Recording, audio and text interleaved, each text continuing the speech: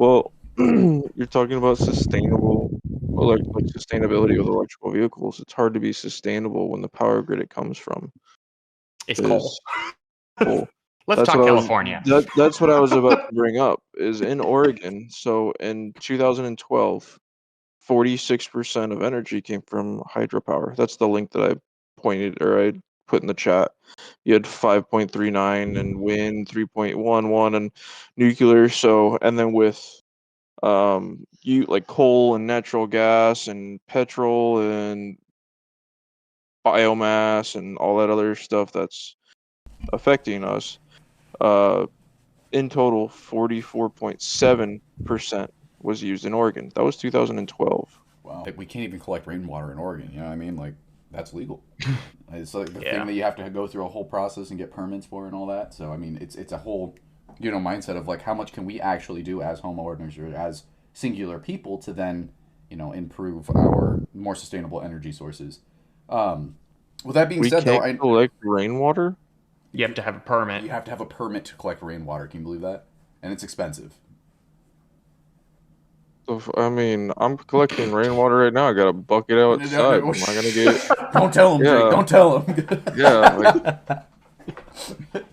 Well, Yeah, you're not supposed to though. yeah, it's supposedly taking money out of the company, the water company, or the state. It's one of those ridiculous clauses that I think they don't really think about how positive it could be for the environment. Honestly, that brings up a good point. I think a big thing with sustainability is allowing people to be making it sustainable? simpler. Yes, like collect rainwater. That's an easy thing. If you wanted a very inefficient system, yeah, just throw a 55-gallon drum in your backyard and collect rainwater. Bam. Toyota is coming. They have released and has came out with a hydrogen-powered vehicle in Japan. Like, what is coming out in exhaust? What I are think it's just water vapor, if I remember correctly. So are they actually just using pure water? Are they using salt water? What is? No, they're not using water. They're using it's a pure hydrogen gas. So what they do is it's a hydrogen vehicle. Because hydrogen is extremely flammable, and we've just never been able to harness the energy from it. So what it is you're pumping just straight hydrogen gas into your vehicle that pretty much goes into a combustion engine, Mm-hmm.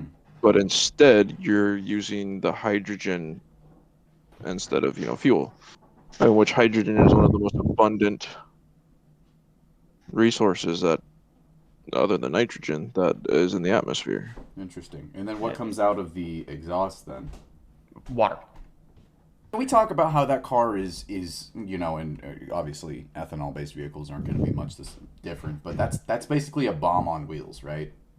Well, so is gasoline. So is gasoline. Yeah, but like the difference is like So is vapor propane. I mean, versus. you have propane buses and propane vehicles all over. What Propane's happens more, when like high-end cars get in a wreck? They yeah, explode in a ball of fire. yeah. What happens to Teslas when the batteries get nicked and they get in a wreck? You can't put that fire out. You can't. You couldn't put a hydrogen fire out either. Yeah, you can. There are certain chemicals that you Well, can you put could do out. the same with but who's going to have a chemical extinguisher just on hand deck and Firefighters? Firefighters. Every I'm just firefighter thinking. vehicle Well, has the it. reason I asked this question is because like I'm thinking I'm driving through Montana, right? There's not a lot of places to stop when you're driving through Montana. Um, the same goes for gas vehicles as well. But I mean, like, you got a pressurized tank of hydrogen. That's just intense. I know. But I'm what about? I know now we're just arguing no. I'm here for it. Go ahead, kind of please. random stuff. But what if it was almost like a jet where you have fire extinguisher cartridges? So if there was a wreck, Uh-huh. those would initiate with whatever chemical it is that extinguishes hydrogen. My other gripe with electric vehicles is, Yeah. do you know where those metals are frequently sourced from? No, where are they from? Child labor. Child labor. Meant with child. Yeah, it's terrible. And you know what? They're not in super developed areas that have higher organizations to inspect them. As long as they produce the good, that's all they care. So a lot of times these companies are actually using, maybe not even a company, I don't know how they run. They'll use lead, for example, or mercury to help extract, is it coal or gold? I think it's gold mining. They'll use terrible chemicals because it's cheap and it works. I mean, cobalt is used in the batteries as well, right? I believe so. Yes, I believe Depends. so. One of the world's largest mines is in the Congo. You'll have these 12-year-old kids with like crooked backs because they're just hauling stuff around all day. Well, I mean, that raises a really good point about, like, Western versus, Eastern countries. Even talking about, like, how are we fixing the problem for us, but forgetting about, everything that goes into it. Like, the whole process of creating these sustainable means, quote unquote. You know what I mean? Like, Yeah. is it truly sustainable if we're all just hopping in and using other types of means of sources to where we're destroying other environments and other types of societies to then, only truly benefit ourselves? Which is Out of sight, out of mind. Not a problem. Literally, That's- and we just kind of hover on that, and that's crazy to me.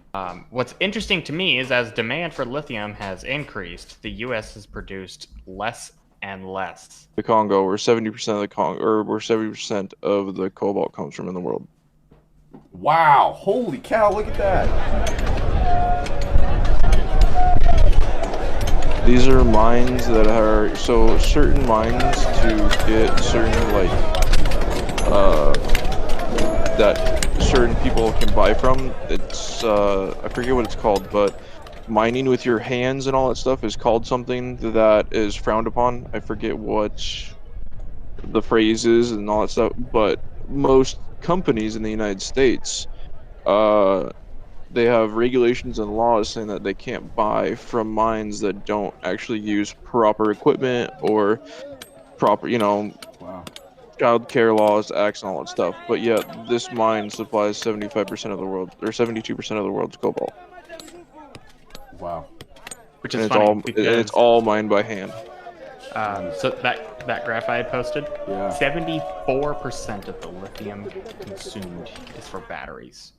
74% of the lithium consumed is for batteries. 14% for ceramics and glass, 12% for other. Wow. Becoming more and more apparent that we're not really thinking about the overall theme or idea that, people are behind what's going on. And additionally, where is diesel coming from?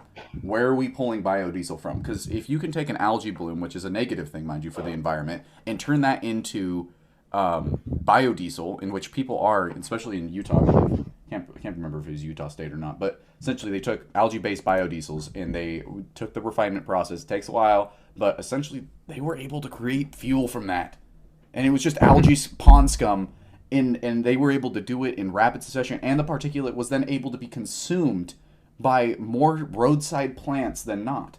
Diesel in general is actually a little bit more sustainable than was ever led on to, and it's been around for a lot longer than people even know.